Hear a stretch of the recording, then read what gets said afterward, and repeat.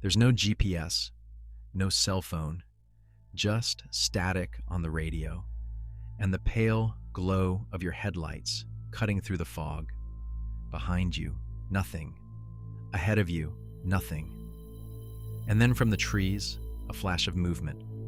You slow down, that's when you see it. A man stands motionless by the roadside, not hitchhiking, not in distress, just watching you.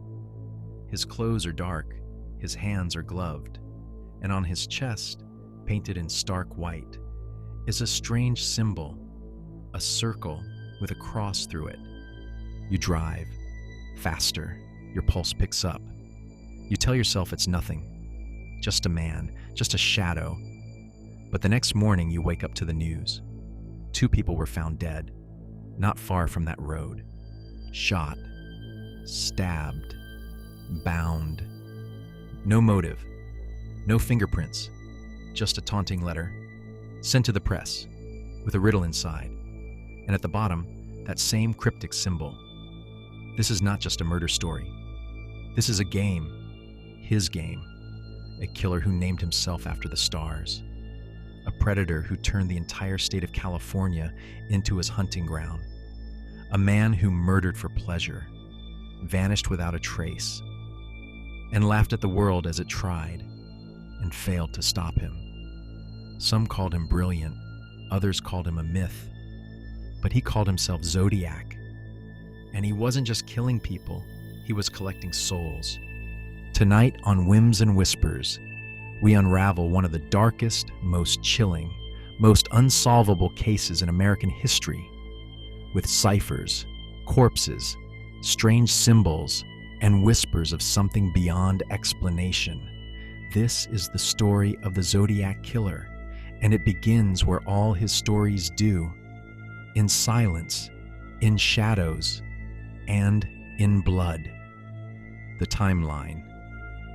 This is the Zodiac speaking. That line would become a brand of terror. But the first victims never heard it. They never had a chance. December 20th, 1968. The first slaughter. Lake Herman Road. It's the start of Christmas break in Benicia, California.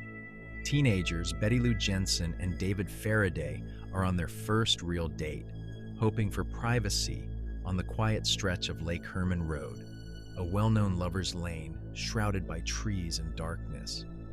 At approximately 11:15 p.m., a car pulls up behind them.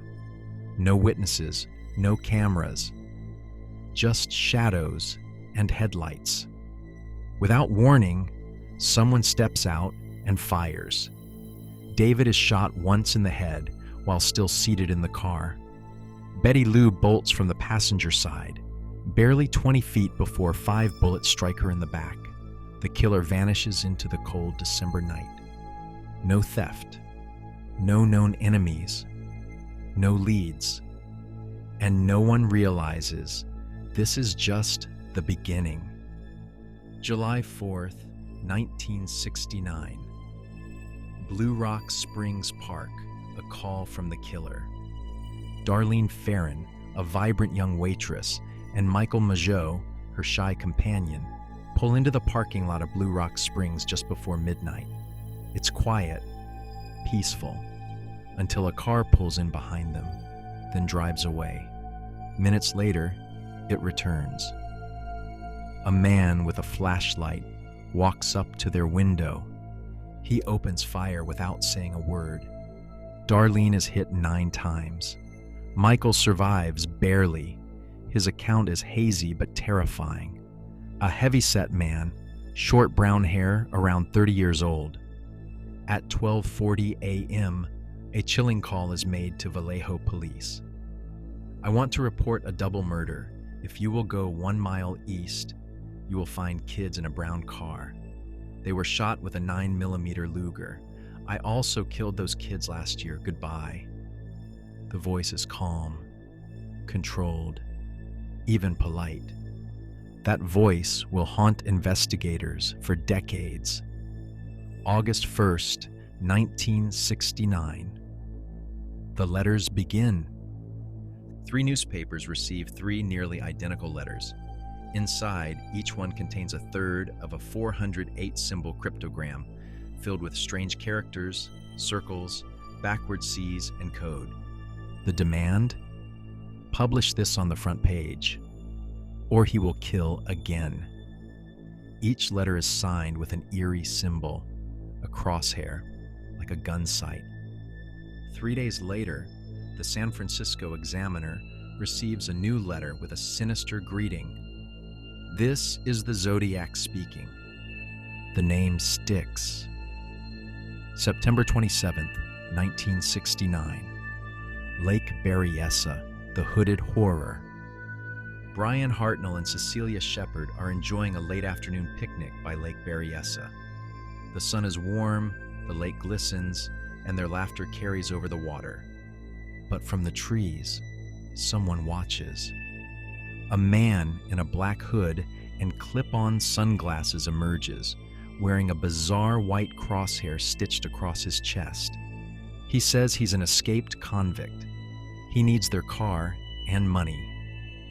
He ties them up, slowly, carefully, ritualistically. Then he pulls a foot-long knife.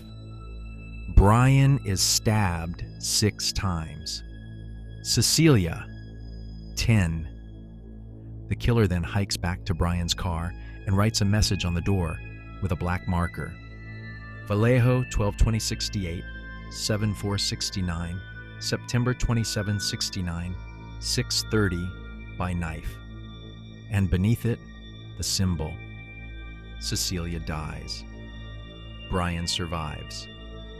The police find boot prints, rope, a code left in blood and ink.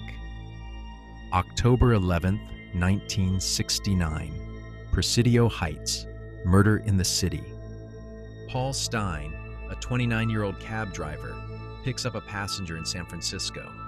The fare asks to go to Presidio Heights. At the corner of Washington and Cherry Street, Paul is shot in the back of the head. Cold.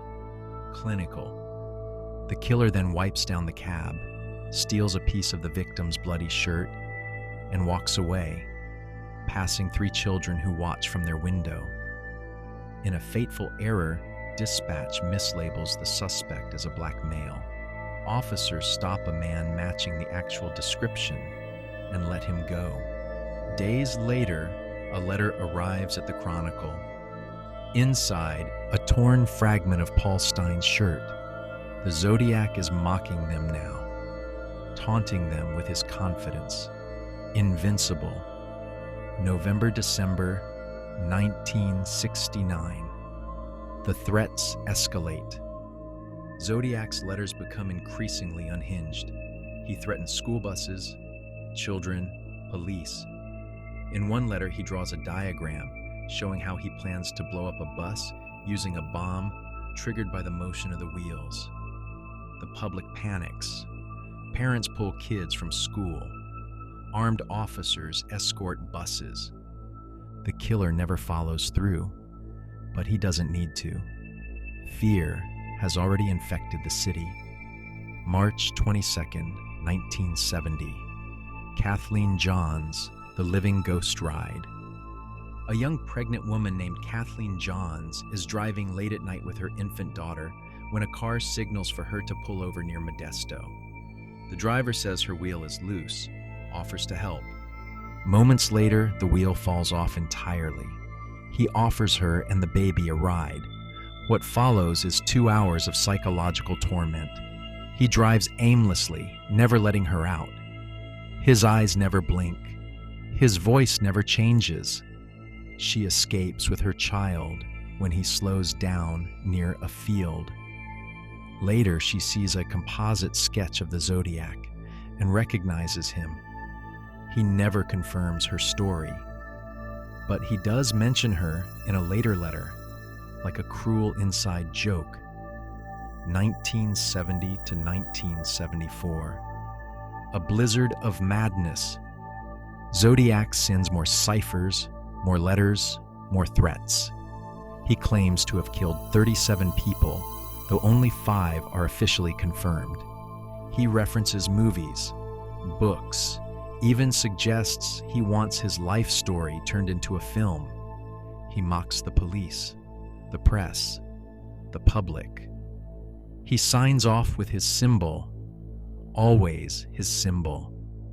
Then, in 1974, a final letter arrives.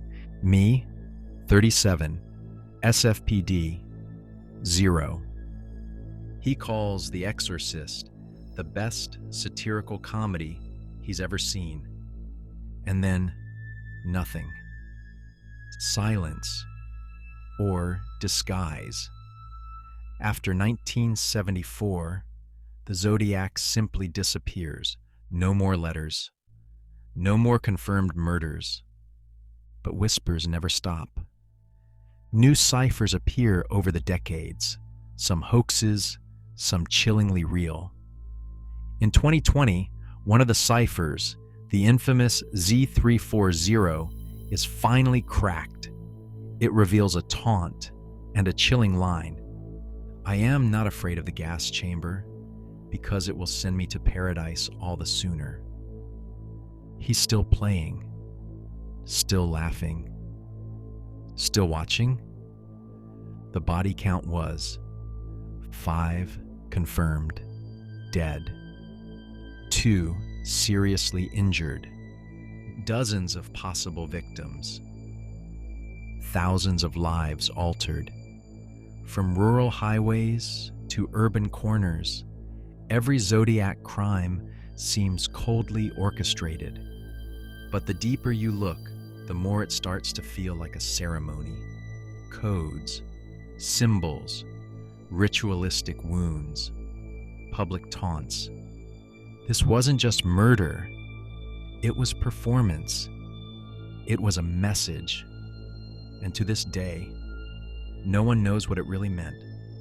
For most killers, the clues they leave behind are unintentional. Traces of panic, mistakes in the heat of violence. But for the Zodiac Killer, the clues were the point. He wanted to be seen. He wanted to be known. Just not found. The ciphers, madness in symbols. From the very beginning, the Zodiac transformed murder into a cerebral game, a deadly puzzle with no clear answer. He mailed 4 ciphers, complex codes built with strange hieroglyphs, backward letters, astrological symbols, and repeating patterns. The 408 symbol cipher, sent in 3 pieces, was solved by a school teacher and his wife just days after it arrived. It revealed not an identity, but a chilling philosophy. I like killing people because it is so much fun. The message described the most thrilling experience as killing and ended cryptically. I will not give you my name because you will try to slow down or stop my collecting of slaves for my afterlife. The 340-character cipher, sent in November 1969, defied all attempts for 51 years. Some believed it was gibberish. Others thought it hid a confession. In 2020, a global team of cryptographers cracked it. It said, "I hope you are having lots of fun in trying to catch me. I am not afraid of the gas chamber because it will send me to paradise all the sooner." There was no name, no unmasking, just more taunting, more mystery. But here's the most disturbing anomaly. The Zodiac could have revealed himself, but instead, he chose to become a myth. Why? The letters, a killer's dialogue. The Zodiac mailed over 20 confirmed letters, each one dripping with sarcasm, contempt, and intellectual superiority. Some were clinical, some were playful, all were disturbing. He described his crimes in chilling detail, including information not released to the public, such as the exact number of shots fired or specific positions of victims. He enclosed a scrap of Paul Stein's bloody shirt in one letter to prove he was the killer. He even rated his own crimes, claiming body counts like me, 37, SFPD, 0, as if he were keeping score in a grotesque game. Some letters included cryptic diagrams like blueprints for a bus bomb. Others contained crosshair-laden death lists or chilling phrases like, "Peekaboo, you are doomed." One letter included a bomb recipe. Another taunted police by offering them a clue in the form of a cipher whose solution was, once again, nothing, just another flex. But perhaps most puzzling of all were the letters that came after the killing stopped. Was the Zodiac still out there? Or had a copycat taken the pen? Eyewitness descriptions. The phantom with a face. Despite surviving victims and multiple sightings, no single consistent description of the Zodiac exists. And that's not by accident. At Blue Rock Springs, survivor Mike Mago described a man with a heavy build, round face, and short brown hair. At Lake Berryessa, Brian Hartnell never saw his attacker's face. It was hidden behind a homemade executioner-style hood with a white crosshair. In San Francisco, 3 children saw the man who shot Paul Stine. He appeared to be a white male, stocky, around 5 feet 8 inches, with reddish-brown hair and glasses. But when police responded, they were told to look for a black suspect, a catastrophic miscommunication that let the real killer walk away. Even stranger, a police officer later admitted stopping a man that night who may have matched the description, but let him go. No photos, no confirmed sketch, just fragments of a ghost.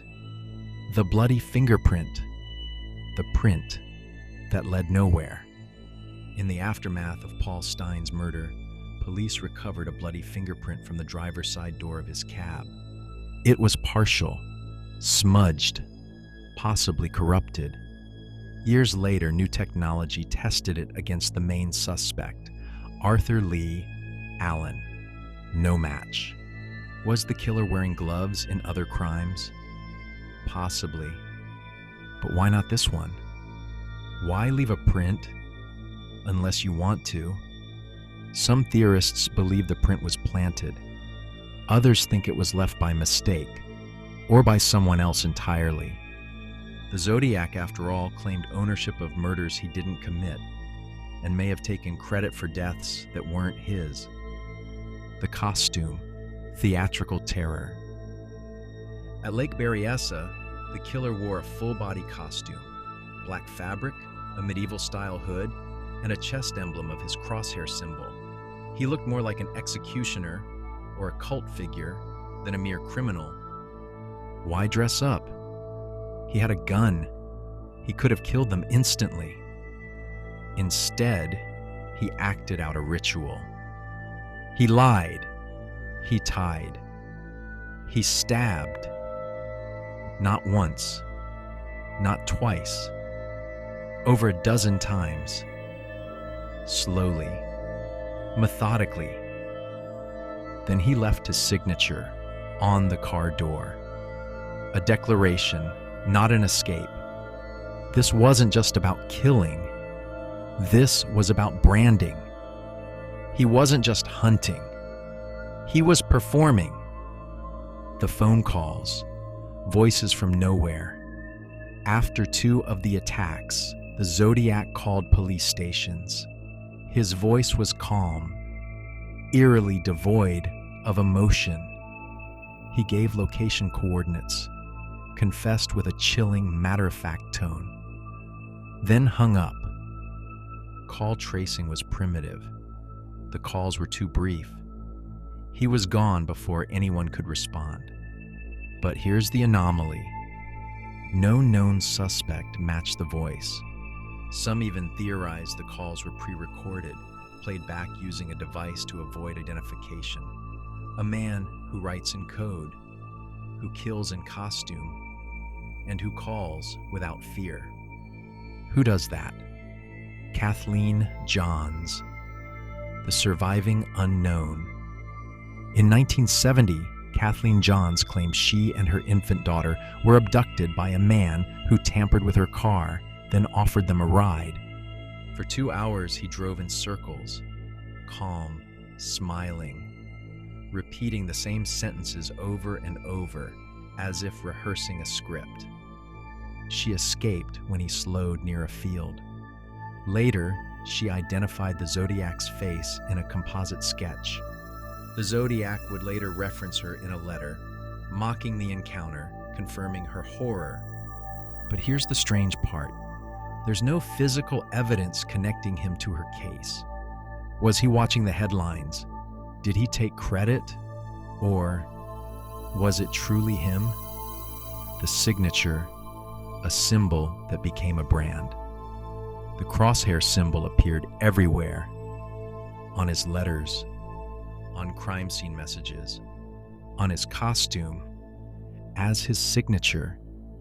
It wasn't random, it was ritual. Was it a reference to shooting, astrology, occult practice, or was it just control? Either way, it worked. That symbol is now burned into American folklore. The Zodiac didn't just kill, he created a character, and the world still hasn't stopped watching. What do you call a killer who names himself after the stars, who mocks the living as if death made him untouchable, who kills not for passion or profit, but for recognition? Some say he was a man, others say he was a myth. And then there are those who believe the truth is stranger and far darker than anyone dares admit.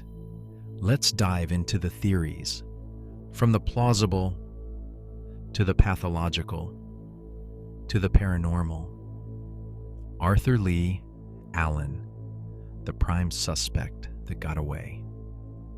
For decades, Arthur Lee Allen was the name whispered in every dark corner of the Zodiac case. He lived near the scenes of the crimes. He wore a Zodiac brand wristwatch. He owned the same caliber gun used in multiple attacks. He had a disturbing fascination with cryptography and young victims. He was once fired from a school for inappropriate behavior with children, the same year the Zodiac began his killing spree. When police raided Allen's home, they found bombs, dead animals in freezers, and coded writings.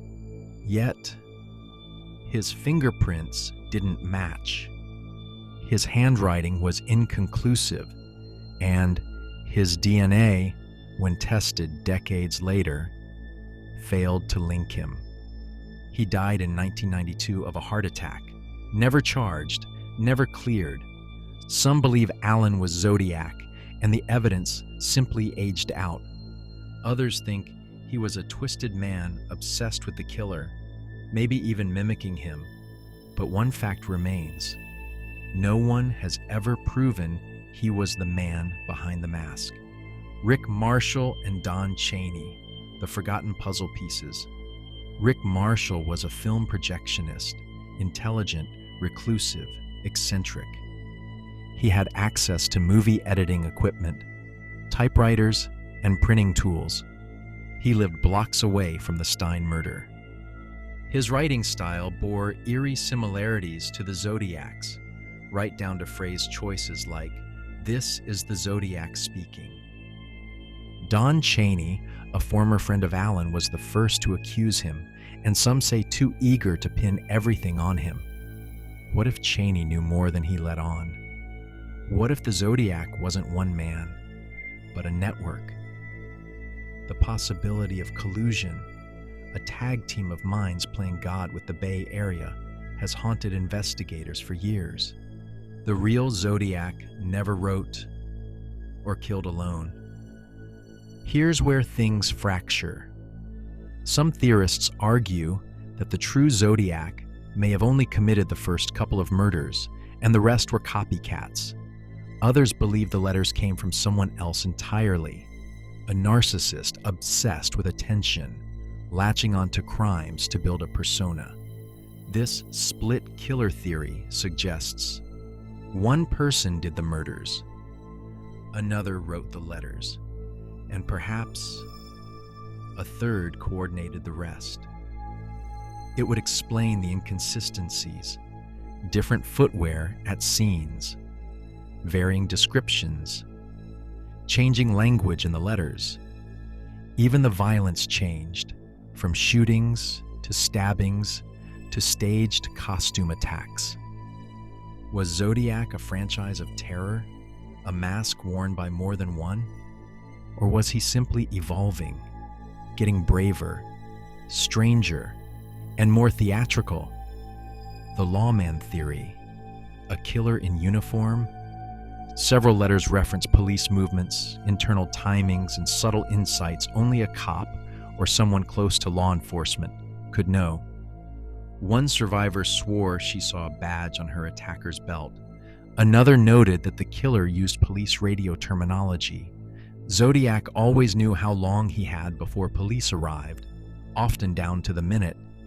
Was he an officer, a dispatcher, a firefighter, or worse, a detective investigating his own crimes? If so, it explains the calm, the precision, the ability to vanish. Who better to evade the law than one of its own? The occult connection, slaves for the afterlife. Throughout the letters, Zodiac mentioned a disturbing goal. When I die, I will be reborn in paradise, and all the people I have killed will become my slaves. This wasn't just sick fantasy. It echoed beliefs found in certain fringe occult traditions, where ritual murder was a path to immortality and victims bound to the killer in the next life. The crosshair symbol has ties to astrological and alchemical glyphs. His murders followed celestial alignments, some on equinoxes or near full moons. His costume resembled robes worn in ceremonial magic. The locations form a pentagram-like pattern on some maps when connected. Coincidence or coded intention? Some believe Zodiac saw himself as a ritual executioner, a chosen figure doing the bidding of something greater than himself. Others whisper of possession or a cult that enabled him. It's speculative. But then again, so was everything else, until the bodies started piling up. The paranormal theory. Was Zodiac human? Let's entertain a darker question. What if the reason he was never caught is because he wasn't just a man? Some believe Zodiac was a manifestation of something older, a wandering evil jumping between hosts, bodies, decades, an echo of chaos that occasionally takes form, only to dissolve back into myth. Here's why. No consistent description, no conclusive evidence. He stopped just as DNA tech emerged. His letters mimic the chaotic ramblings of mythic tricksters, Loki, the devil, Coyote. He seems to know how the world reacts to horror and how to control it. If you dig into local legends of the Bay Area, there are whispers of the Watcher in the Trees, a figure that appears before tragedy. The Zodiac may have simply taken that archetype and given it a voice, a name, a symbol. Zodiac, the modern DNA theory, a cold trail thawing.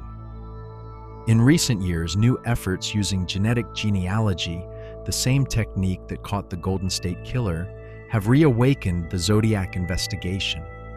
In 2021, a group called the Casebreakers named a suspect, Gary Francis Post.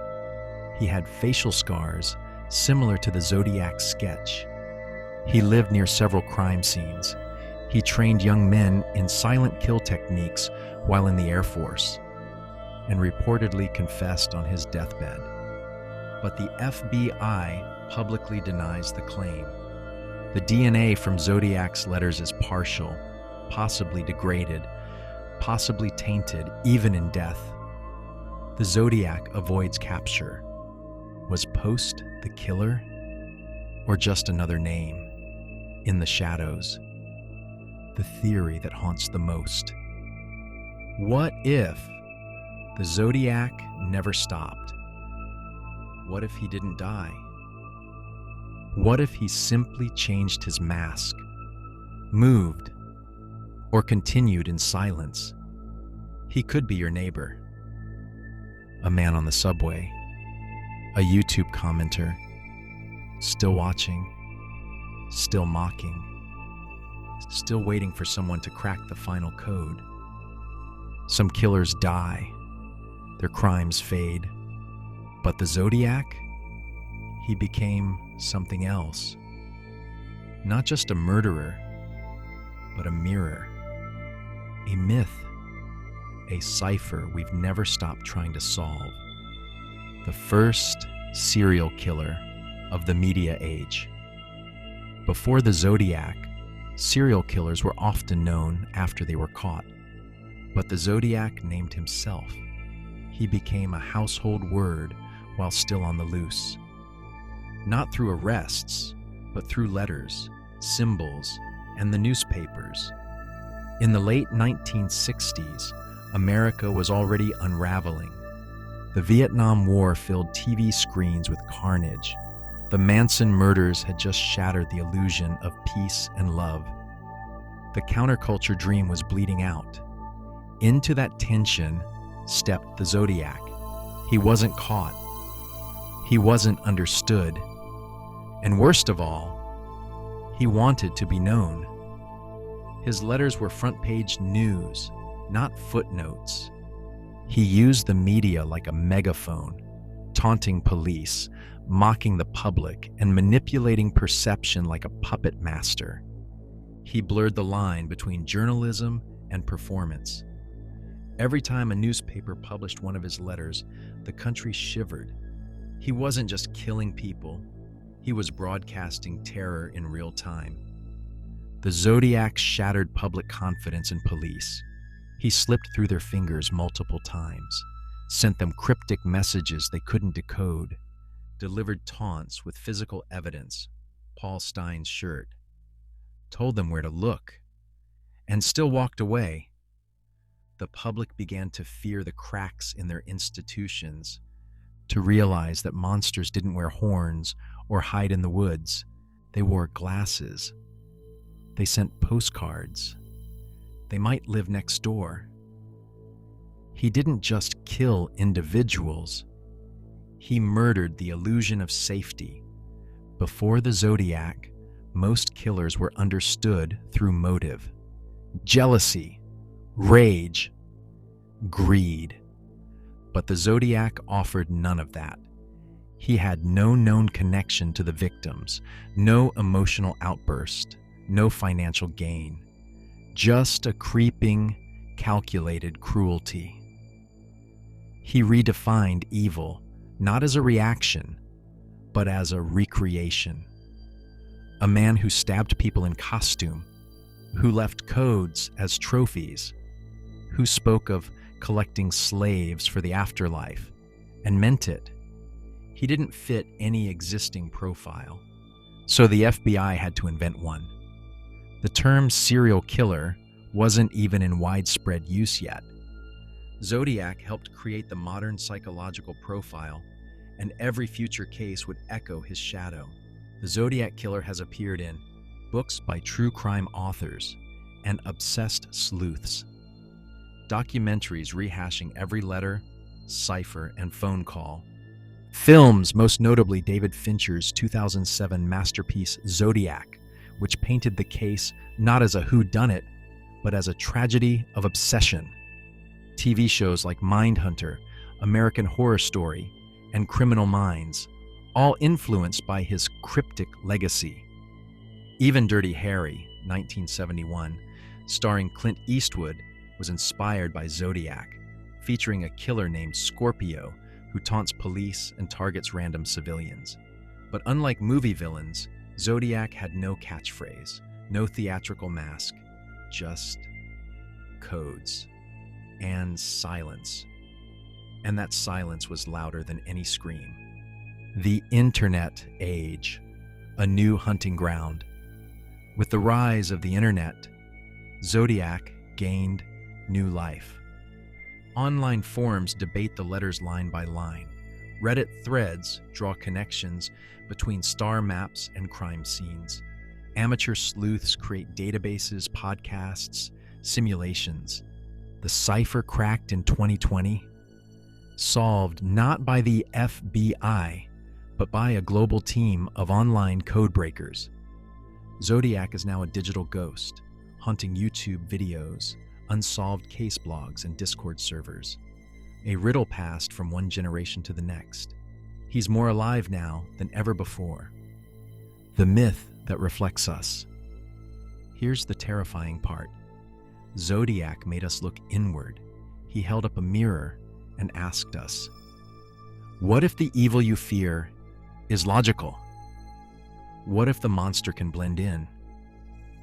What if your need to explain the darkness only feeds it?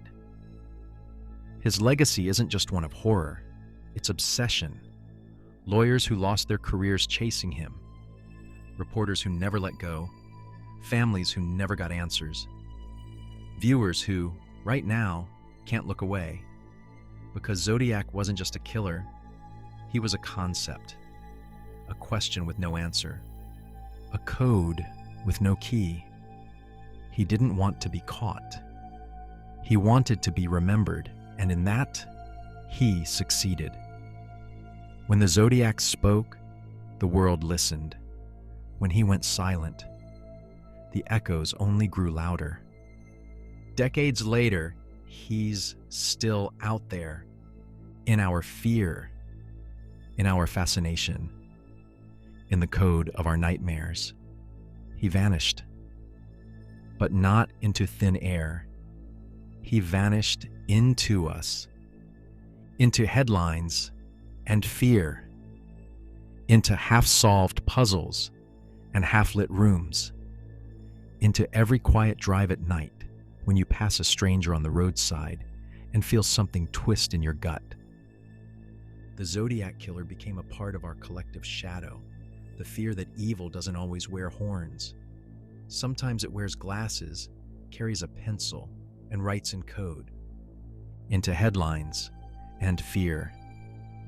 Into half-solved puzzles and half-lit rooms.